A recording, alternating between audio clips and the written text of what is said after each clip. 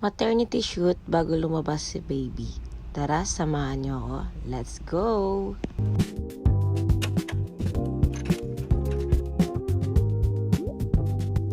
Ganda-gandahan muna tayo. Medyo kagigising ko nga lang pala niyan. Tapos merong nag-message sa atin na nag-invite nga na kung pwede daw bang gawin nila ako as a model sa maternity shoot. So ayan, sabi niya, ate, kaya mo pa? Haha, gawin ka sana naming model, maternity shoot tayo if kaya mo pa. Eh syempre, sino ba namang hindi? Kaya dali-dali na rin ako nag-prepare. Tapos tinanong ko pala kung anong concept para titingnan ko kung meron akong damit dito sa bahay. Tapos ganitong concept daw yung gusto nila.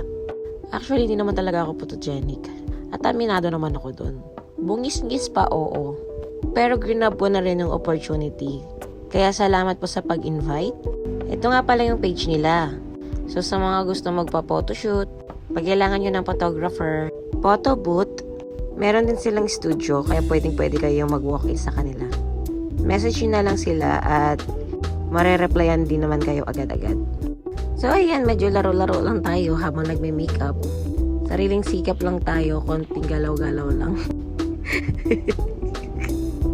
Konting video lang. Kung paano mag-makeup ng simple. Basta yan, ako lang nag-makeup, ako na lang din nag-ayos ng buhok ko. Para kalokohan na. So basta after niya, nagpasama ako kay Habi and kay Obi. Atin muna nila ako dun sa studio para dun sa maternity shoot. So ito na nga, o diba, taray. Ganda-gandahan na naman si Inday, oh. Alam nyo, itry nyo na din. Message lang kayo sa kanila. I-earn nyo lang lahat ng memories ninyo para may remembrance kayo, di ba? So, ito pala yung mga pictures. Di ko pa na-upload lahat kasi nang anak na ako agad kinabukasan. Siguro sabi ni baby, Mama, gawin mo na lahat bago pa ako lumabas. o siya, hanggang dito na lang. Maraming salamat po sa lahat ng nanood.